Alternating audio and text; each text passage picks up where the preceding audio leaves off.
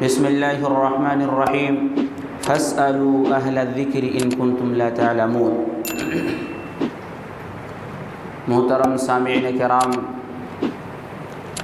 بزرگان دین، نوجوانان ملت اسلامیہ اور خواتین اسلام، آج کے اس خطبہ جمعہ میں مجھے آپ حضرات کے سامنے جس عنوان کے تحت گفتگو کرنی ہے وہ عنوان ہے نفع بخش علم سے محرومی کے اسباب۔ انشاءاللہ العزیز کتاب و سنت کی روشنی میں اس موضوع کے حوالے سے کچھ باتیں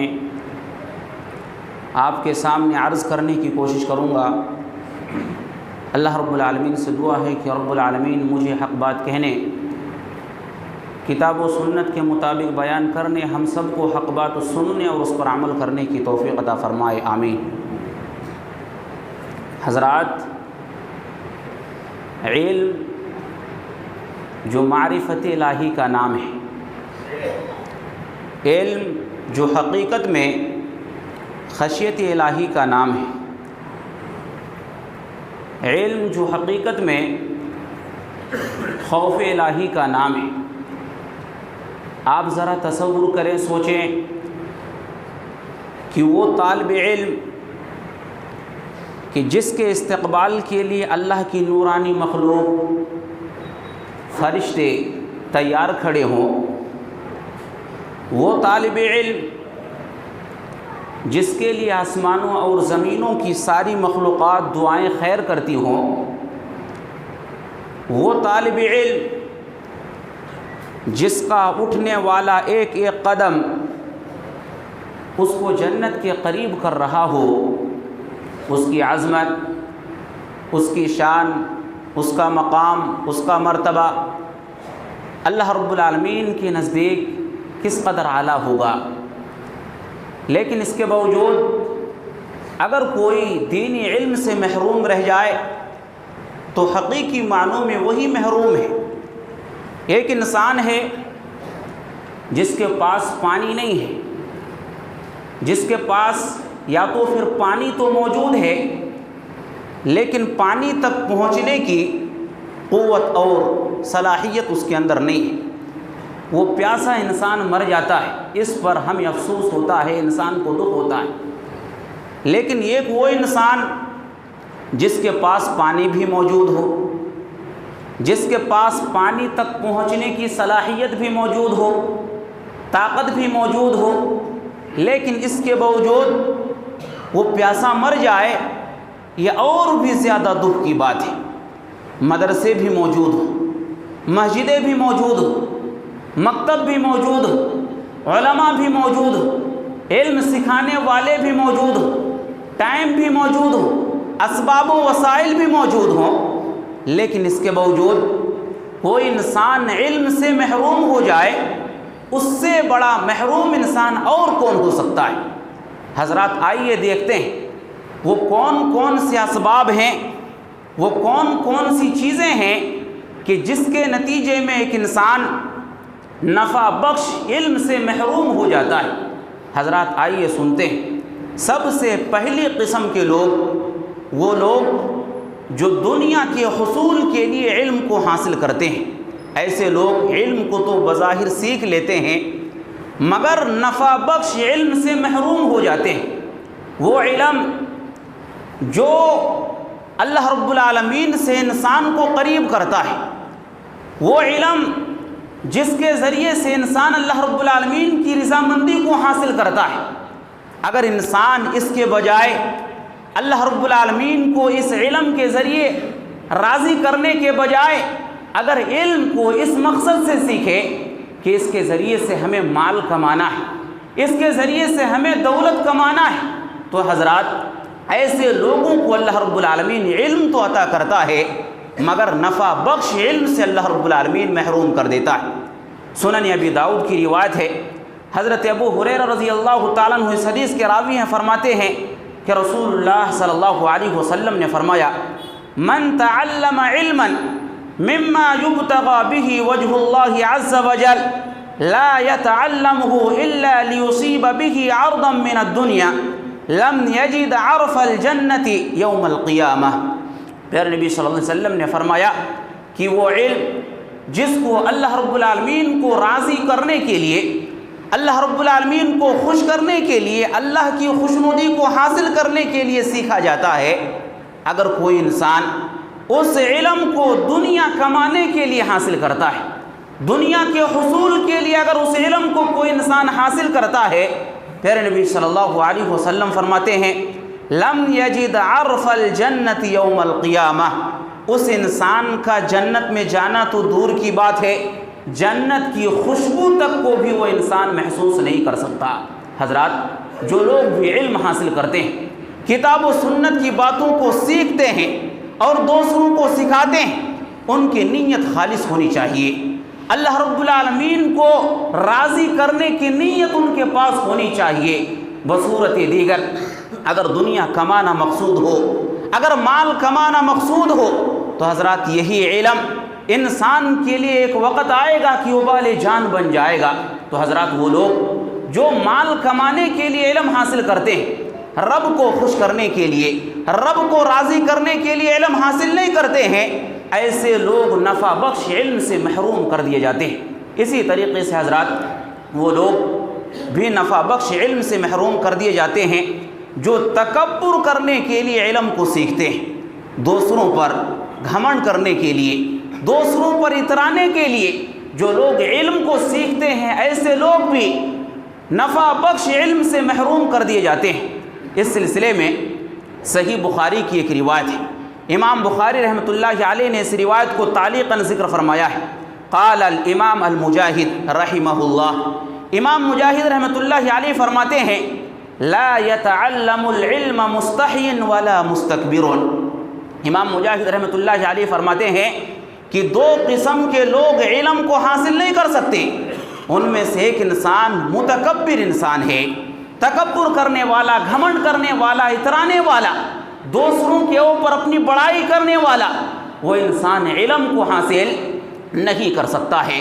تو حضرات، پتہ یہ چلا کہ وہ لوگ جو گھمنڈ کرنے کے لیے، تکبر کرنے کے لیے علم کو سیکھنا چاہتے ہیں، اگر وہ بظاہر علم کو سیکھ بھی جائیں لیکن اس کے باوجود وہ نفع بخش علم سے محروم کر دیے جاتے ہیں۔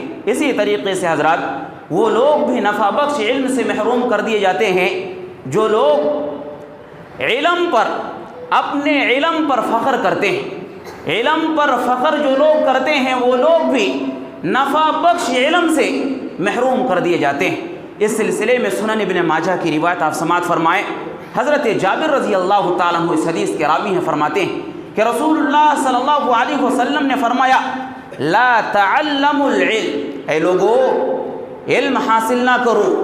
آپ تو اب تک سن رہے تھے کہ اے لوگو علم حاصل کرو، لیکن اس حدیث کے اندر پیارے نبی صلی اللہ علیہ وسلم نے فرمایا کہ لوگو لا تعلموا العلم، تم لوگ علم حاصل نہ کرو۔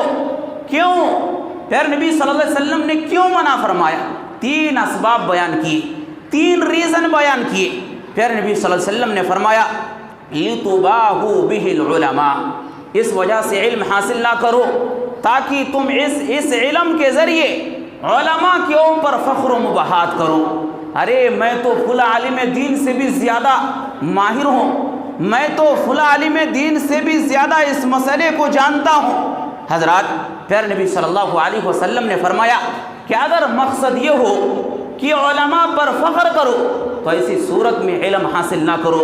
پیارے نبی صلی اللہ علیہ وسلم نے ایسی صورت میں علم حاصل کرنے سے منع فرمایا۔ پیارے نبی صلی اللہ علیہ وسلم نے آگے فرمایا کہ علم حاصل نہ کرو، کیوں؟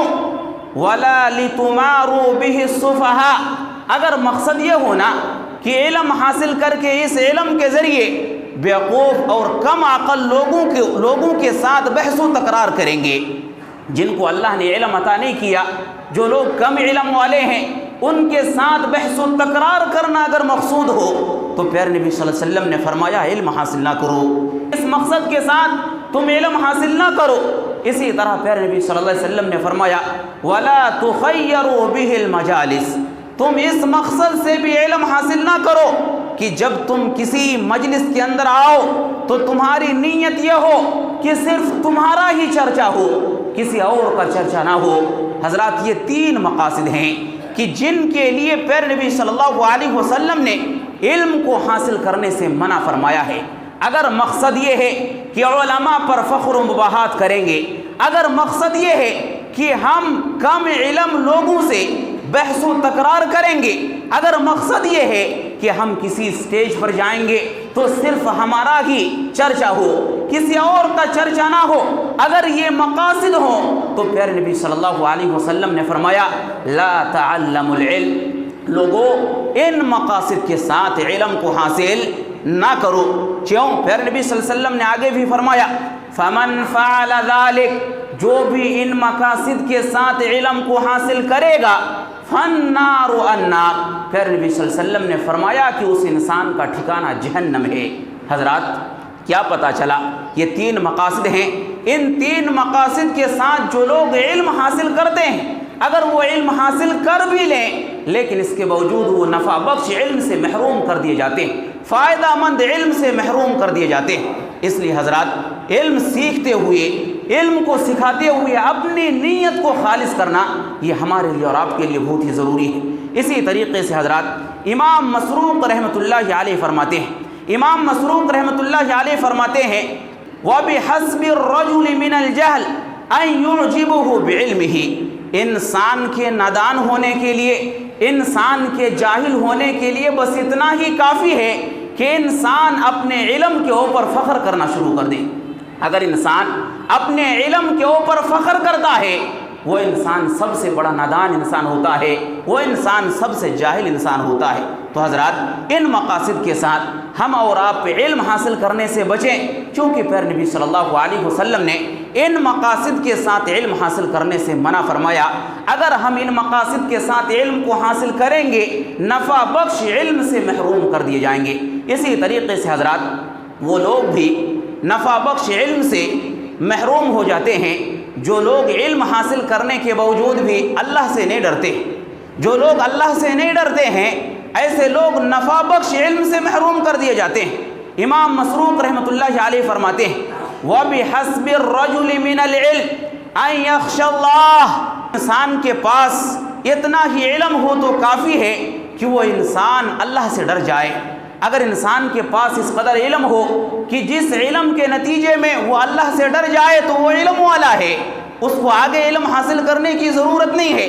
اگر انسان کے پاس بہت زیادہ علم ہو لیکن علم ہونے کے باوجود وہ اللہ سے نہ ڈرے، ایسے لوگ نفع بخش علم سے محروم کر دیے جاتے ہیں۔ اس سلسلے میں فضیل بن عیاض رحمۃ اللہ علیہ فرماتے ہیں من اوتی علما لا يزداد فيه خوفا ولا حزنا ولا بكاء، فضیل بن عیاض رحمۃ اللہ علیہ فرماتے ہیں کہ جس انسان کو علم عطا کیا گیا لا يزداد فيه خوفا، اور اس علم نے اس انسان کے اندر خوف الہی کو پیدا نہیں کر پایا، اس علم نے اس انسان کو اللہ کا خوف نہیں دلا پایا، اللہ کا تصور اس کے دل میں لا کر کے رلا نہیں پایا۔ فضیل بن عیاض فرماتے ہیں خلیق بألا یکون اوتی علما، مناسب تھا، بہتر یہی تھا کہ اس انسان کو علم ہی عطا نہ کیا جاتا۔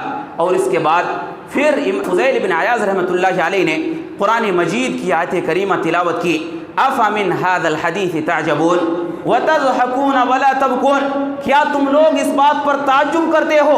وتضحکون ولا تبکون، علم سیکھنے کے باوجود تم ہنستے ہو، اللہ کا تصور لا کر کے روتے نہیں ہو۔ اس آیت کریمہ کی تلاوت فضیل بن عیاض رحمۃ اللہ علیہ نے کی۔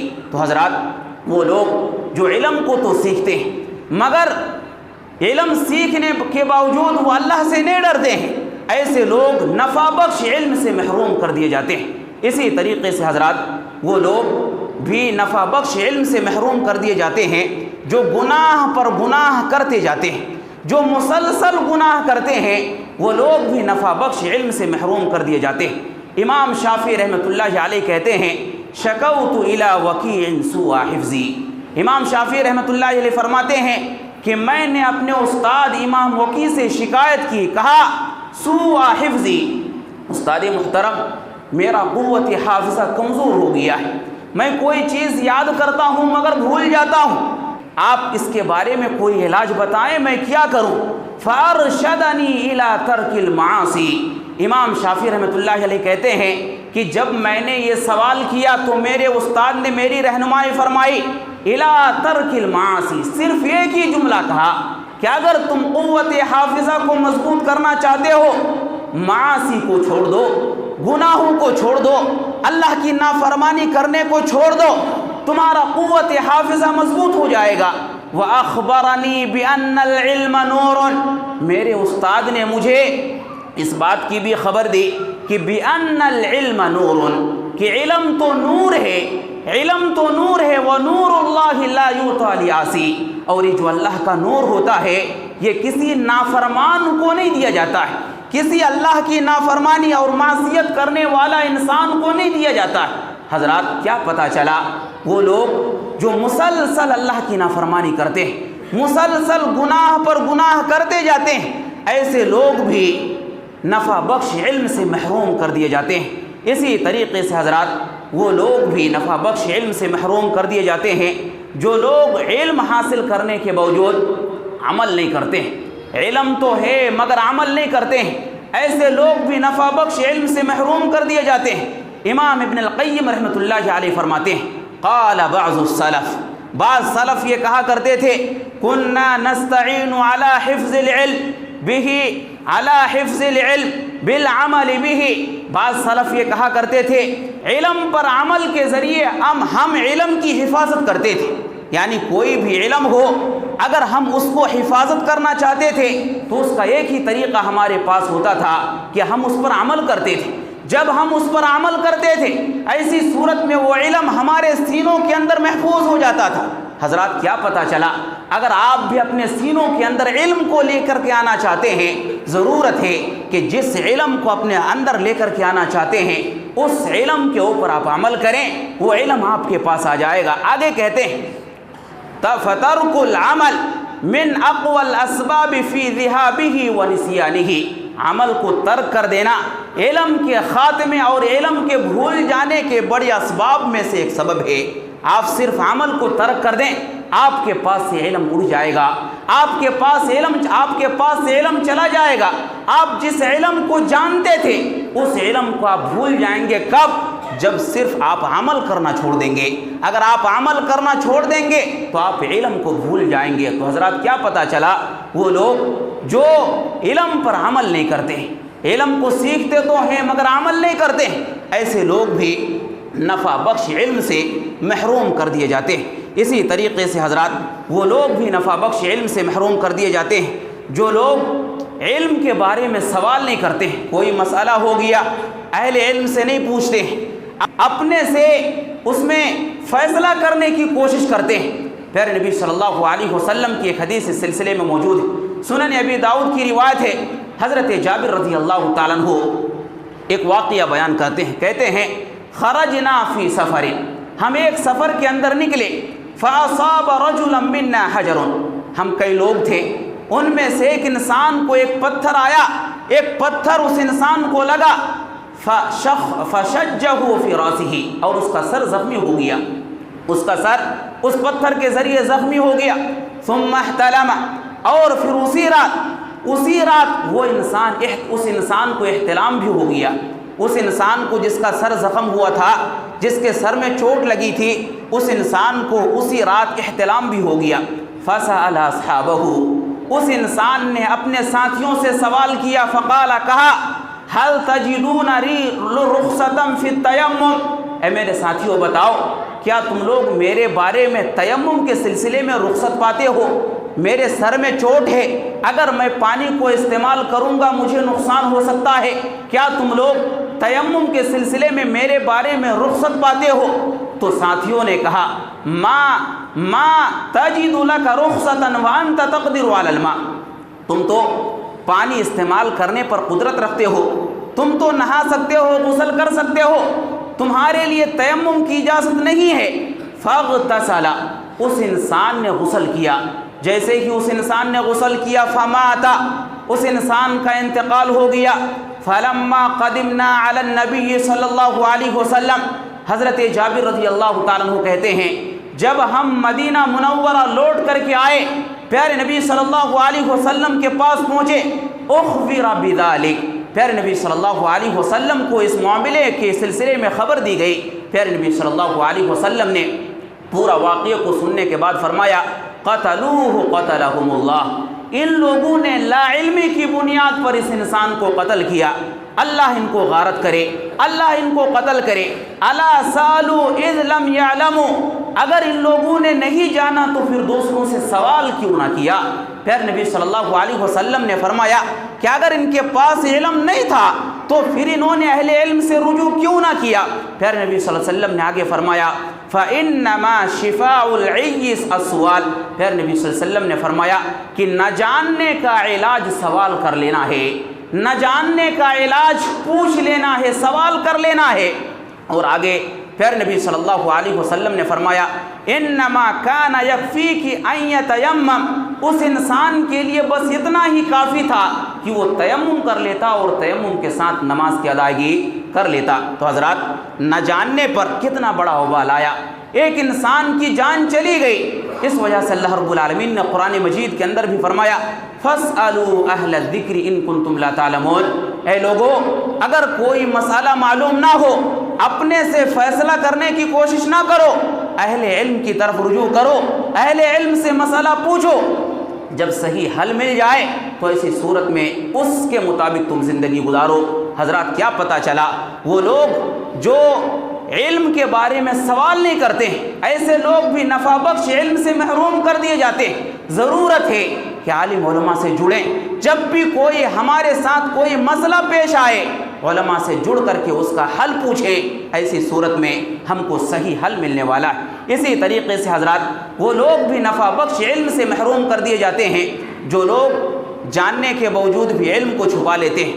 سوال کیا جائے، چونکہ مسئلہ اس کے گھر سے تعلق رکھتا ہے، اس لیے وہ انسان اس علم کو چھپا لیتا ہے۔ سنن ترمذی کی روایت ہے، حضرت ابو ہریرہ رضی اللہ تعالیٰ عنہ اس حدیث کے راوی ہیں، فرماتے ہیں کہ پیارے نبی صلی اللہ علیہ وسلم نے فرمایا، من سئل عن علم، جس انسان کو کوئی سوال کیا گیا، کسی علم کے بارے میں اگر کسی عالم دین سے کوئی مسئلہ پوچھا گیا، ثم کتمہ، وہ عالم دین وہ مسئلہ جانتا ہے، وہ جس سے پوچھا گیا ہے وہ انسان اس مسئلے کو جانتا ہے، ثم کتمہ، لیکن وہ چھپا لیتا ہے، اس کا گھریلو معاملہ ہوگا، کوئی اور مقصد ہوگا کہ جس کی وجہ سے وہ انسان اس مسئلے کو چھپا لیتا ہے۔ پیارے نبی صلی اللہ علیہ وسلم فرماتے ہیں، الجم یوم القیامت بلجام من نار، پیارے نبی صلی اللہ علیہ وسلم فرماتے ہیں کہ اس انسان کو کل قیامت کے دن جہنم کی آگ کی لگام پہنائی جائے گی۔ یعنی یہ وعید ہے ان لوگوں کے لیے جو علم کو جانتے ہیں لیکن جانتے بوجھتے علم کو چھپا لیتے ہیں۔ اسی طریقے سے حضرات، وہ لوگ بھی نفع بخش علم سے محروم کر دیے جاتے ہیں جو محنت نہیں کرتے ہیں۔ علم حاصل کرنے کا شوق تو ہے، جذبہ تو ہے، مگر محنت نہیں کرنا چاہتے ہیں۔ اس سلسلے میں ابن مسعود رضی اللہ تعالیٰ عنہ فرماتے ہیں، کہتے ہیں کہ ان احدا لا یولد عالما، لوگوں یاد رکھو کوئی بھی انسان ماں کے پیٹ سے عالم بن کر کے نہیں آتا ہے، نہ چھوٹا عالم بن کر کے آتا ہے اور نہ ہی بڑا عالم بن کر کے پیدا ہوتا ہے۔ والعلم بالتعلم، علم تو صرف سیکھنے کے ذریعے آتا ہے۔ اس انسان کے پاس علم آتا ہے جو انسان علم کو سیکھنے کی کوشش کرتا ہے۔ تو حضرات، وہ لوگ نفع بخش علم سے محروم رہتے ہیں، سیکھنا تو چاہتے ہیں مگر محنت نہیں کرتے، ایسے لوگ بھی علم سے محروم کر دیے جاتے ہیں۔ اسی طریقے سے حضرات، وہ لوگ بھی نفع بخش علم سے محروم رہتے ہیں جو علماء سے استفادہ نہیں کرتے، جو علماء سے استفادہ نہیں کرتے، ایسے لوگ بھی نفع بخش علم سے محروم کر دیے جاتے ہیں۔ حضرات، پیارے نبی صلی اللہ علیہ وسلم کی روایت، پیارے نبی صلی اللہ علیہ وسلم کی حدیث آپ سماعت فرمائیں، صحیح بخاری کی روایت ہے، حضرت عبداللہ بن عمر رضی اللہ تعالیٰ عنہ اس حدیث کے راوی ہیں، فرماتے ہیں کہ رسول اللہ صلی اللہ علیہ وسلم نے فرمایا کہ ان اللہ لا يقبض العلم انتزاعا ينتزعه، کہ اللہ رب العالمین علم کو ایک بارگی اپنے بندوں سے نہیں اٹھائے گا، اللہ رب العالمین دھیرے دھیرے اٹھائے گا، علم کو دھیرے دھیرے اٹھائے گا۔ کس انداز سے اٹھائے گا؟ وَلَكِنْ يَقْبِضُ الْعِلْمَ بِقَبْضِ الْعُلَمَاءِ، اللہ رب العالمین علم کو اس انداز سے اٹھا لے گا کہ دنیا کے اندر جو علماء ہیں، بڑے بڑے علماء ہیں، ان کا انتقال ہو جائے گا۔ جب وہ چلے جائیں گے تو علم یوں ہی دفن ہو جائے گا، علم کا یوں ہی خاتمہ ہو جائے گا۔ پیارے نبی صلی اللہ علیہ وسلم نے آگے فرمایا کہ جب بڑے علماء، جب علم والے دنیا سے چلے جائیں گے تو لوگ پھر جاہلوں کو اپنا سردار بنائیں گے، انہیں سے فتویٰ پوچھیں گے، وہ خود فتویٰ دے کر کے اپنے آپ کو گمراہ کریں گے، دوسروں کو بھی گمراہ کریں گے۔ حضرات، یہ پیارے نبی صلی اللہ علیہ وسلم کی حدیث جو کہ صحیح بخاری کے اندر موجود ہے، اس حدیث کے اندر پیارے نبی صلی اللہ علیہ وسلم نے علماء سے استفادہ کرنے کی تعلیم اور تلقین کی ہے۔ پیارے نبی صلی اللہ علیہ وسلم نے فرمایا کہ تم علم کے لیے ان لوگوں سے رجوع کرو جو لوگ علم کو مدرسے سے حاصل کرتے ہیں، جن کے پاس علم کی ڈگریاں موجود ہیں، آپ جا کر کے علم کے بارے میں ان سے سوال کریں۔ حضرات، آج بڑی ہی افسوس کی بات یہ ہے کہ لوگ آتے ہیں، سوال کرتے ہیں کہ مولانا صاحب بتائیں کہ وہ ڈاکٹر صاحب اس انداز سے علمی باتیں کر رہے تھے، ان کی باتیں صحیح ہے کہ نہیں ہے؟ ارے ذرا سوچنے کی بات تو یہ ہے کہ ایک انسان اپنی پوری زندگی کے اندر MBBS ڈاکٹر کی پڑھائی کرتا ہے اور اس سے دینی اور فقہی مسائل پوچھا جا رہا ہے۔ ایک انسان ہے جو انجینئر بنتا ہے اور بعد میں اس سے دینی مسائل پوچھے جاتے ہیں۔ آج معاملہ یہ ہے کہ کوئی ایڈوکیٹ ہے، یعنی کوئی لائر کی پڑھائی کرتا ہے، بعد میں چل کر کے اس سے فقہی مسائل پوچھے جاتے ہیں۔ حضرات، ہوتا یہ ہے کہ لا علمی کی بنیاد پر یہ اپنی فکر کو، اپنی سوچ کو لوگوں کے سامنے پیش کرتے ہیں، خود بھی گمراہ ہوتے ہیں اور اس انداز سے دوسروں کو بھی گمراہ کرتے ہیں۔ حضرات، ضرورت ہے کہ جب بھی علم کی ضرورت پڑے، علم کے لیے آپ اہل علم سے رجوع کریں، کسی ڈاکٹر سے رجوع کرنے کی ضرورت نہیں ہے، کسی لائر سے پوچھنے کی ضرورت نہیں ہے۔ اگر آپ کو کتاب و سنت کا علم حاصل کرنا ہے، آپ علماء کی طرف رجوع کریں، علماء کے پاس کتاب و سنت کا علم موجود ہوتا ہے۔ اسی طریقے سے حضرات، اگر آپ نفع بخش علم حاصل کرنا چاہتے ہیں، ضرورت ہے کہ آپ جو بھی سنتے ہیں اور سن کر کے جو باتیں آپ کو اچھی لگتی ہیں، آپ ان باتوں کو تحریر کر کے رکھیں۔ اگر آپ لکھ کر کے رکھیں گے، وہ باتیں آپ کے ذہن و دماغ کے اندر بیٹھ جائے گی۔ اس سلسلے میں صحیح بخاری کی روایت ہے، حضرت ابو ہریرہ رضی اللہ تعالیٰ عنہ اس حدیث کے راوی ہیں، فرماتے ہیں ما من اصحاب النبی صلی اللہ علیہ وسلم احد اکثر حدیثا عنہ منی۔ حضرت ابو ہریرہ رضی اللہ تعالیٰ عنہ بیان کرتے ہیں، کہتے ہیں کہ اللہ کے نبی صلی اللہ علیہ وسلم کے اصحاب میں سے مجھ سے زیادہ کسی نے بھی حدیثیں روایت نہیں کی ہے سوائے عبداللہ بن عمرو کے۔ حضرت ابو ہریرہ رضی اللہ تعالیٰ عنہ نے کہی ہے، یہ بات بھی حضرت ابو ہریرہ رضی اللہ تعالیٰ عنہ کی عاجزی اور انکساری پر مشتمل، ورنہ یہ بات مسلم ہے کہ حضرت ابو ہریرہ رضی اللہ تعالیٰ عنہ سے زیادہ کسی صحابی رسول نے علم حدیثوں کو روایت نہیں کی ہے۔ آگے لکھتے ہیں فَإِنَّهُ كَانَ يَكْتُبُ۔ حضرت عبداللہ بن عمر یہ حدیثوں کو زیادہ روایت کیوں کرتے تھے؟ اس لیے کہ وہ جب بھی حدیثوں کو سنتے تھے وہ لکھ لیا کرتے تھے، وَلَا أَكْتُبُ، اور میں لکھا نہیں کرتا تھا۔ حضرات، کیا پتہ چلا؟ اگر آپ نفع بخش علم کو حاصل کرنا چاہتے ہیں، ضرورت ہے جب بھی کوئی بات آپ کو اچھی لگے، آپ ایک ڈائری بنائیں اور ڈائری بنا کر کے آپ اس حدیث کو، اس بات کو لکھ کر کے رکھیں۔ جب بھی آپ اس چیز کو دیکھیں گے، وہ چیز آپ کے ذہن و دماغ کے اندر نقش ہو جائیں گی۔ اسی طرح سے حضرات، جو لوگ علم کی اہلیت نہ رکھتے ہوں، جو لوگ علم کی اہلیت نہ رکھتے ہوں، آپ ایسے لوگوں کو علمی بات نہ بتائیں، آپ ایسے لوگوں کو علمی بات نہ بتائیں۔ سنن دارمی کی روایت ہے، کسی کہنے والے نے کہا ہے، لکھنے والے نے لکھا ہے لا تمنع العلم من اہلہ فتأثم۔ لکھنے والے نے لکھا ہے کہ آپ اہل علم سے علم کو نہ روکیں، آپ اہل علم سے، جو لوگ علم کو سمجھتے ہیں، آپ ایسے لوگوں سے علم کو نہ روکیں۔ اگر آپ روکیں گے فتأثم، تو آپ گنہگار ہو جائیں گے۔ آگے لکھتے ہیں وَلَا تَنْشُرَهُ عِنْدَ غَيْرِ أَهْلِهِ۔ آگے لکھتے ہیں کہ آپ ایسے لوگوں کو جو نااہل ہوں، جو علم کو سمجھنے پر قادر نہ ہوں، آپ ایسے لوگوں تک علم کو نہ پہنچائیں، آپ ایسے لوگوں کو علم سکھانے کی کوشش نہ کریں۔ فَتَجَهَّلَ، ورنہ آپ جاہل ہو جائیں گے، علم سکھانے والے وہاں پر جا کر کے بیوقوف بن جائیں گے۔ آگے لکھتے ہیں وَكُن طَبِيبًا رَفِيقًا، آپ دنیا کے اندر ایک نرم مزاج ڈاکٹر کی طرح زندگی گزاریں۔ یضع دواؤہ، جو نرم مزاج ڈاکٹر اپنی دوا کو وہاں پر رکھتا ہے کہ جہاں پر اس کا دوا دوسروں کو فائدہ پہنچاتی ہے۔ حضرات یہ بات ہے کہ آپ علم کو ان لوگوں کو نہ سکھائیں جو لوگ علم کی اہلیت ہی نہ رکھتے ہوں۔ حضرات یہ وہ اسباب ہیں کہ اگر ان اسباب کو اگر ہم اپنی زندگی کے اندر نافذ کریں گے تو ایسی صورت میں نفع بخش علم سے ہم اور آپ محروم کر دیے جائیں گے۔ حضرات سوال یہ ہے کہ اگر ہم نفع بخش علم کو حاصل کرنا چاہتے ہیں تو ہمیں کیا کرنا پڑے گا؟ اللہ کا تقوی اختیار کریں۔ اللہ نے قرآن میں کہا واتقوا اللہ ویعلمکم اللہ، کہ اگر آپ اللہ سے ڈرنے والے بن جائیں گے، اللہ کا تقوی اگر اپنے اندر پیدا کر لیں گے، اللہ رب العالمین آپ کو علم سکھائے گا، نفع بخش علم اللہ رب العالمین آپ کو عطا کرے گا۔ اسی طرح سے حضرات اگر آپ نفع بخش علم کو حاصل کرنا چاہتے ہیں، قرآن مجید کے اندر غور و تدبر کریں۔ اگر آپ قرآن مجید کے اندر غور و تدبر کریں گے، اللہ رب العالمین آپ کی مدد فرمائے گا، اللہ رب العالمین آپ کو علم عطا فرمائے گا۔ افلا یتدبرون القرآن ام علی قلوب اقفالها۔ اسی طرح سے حضرات اہل علم نے لکھا ہے اگر آپ نفع بخش علم کو حاصل کرنا چاہتے ہیں، نماز تہجد کی ادائیگی کریں اور رات کے آخری پہر میں 2 رکعت نماز پڑھ کر کے آپ اللہ سے سوال کریں، یا اللہ میں فلاں چیز کو سیکھنا چاہ رہا ہوں، یا اللہ تو اس سلسلے میں میری مدد فرما۔ اللہ رب العالمین کی مدد آپ کے پاس آئے گی، نفع بخش علم آپ سیکھ جائیں گے۔ اسی طرح سے حضرات ایک آخری بات، اگر آپ نفع بخش علم کو حاصل کرنا چاہتے ہیں، ضرورت ہے کہ آپ علماء کی اور استادوں کی دعائیں لیا کریں۔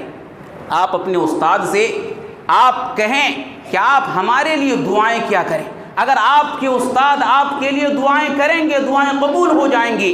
حضرات پھر نبی صلی اللہ علیہ وسلم کی حدیث اللہم فقہہ فی الدین وعلمہ التاویل، ضرورت ہے کہ ان چیزوں کو ہم اپنی زندگی کے اندر نافذ کریں۔ اگر ان اعمال کو اگر ہم اپنی زندگی کے اندر نافذ کریں گے، نفع بخش علم کو ہم اور آپ حاصل کر لیں گے۔ آخر میں ہم اللہ رب العالمین سے دعا کرتے ہیں کہ اللہ تو ہم تمام لوگوں کو کتاب اللہ اور سنت صحیحہ کے مطابق زندگی گزارنے کی توفیق عطا فرما۔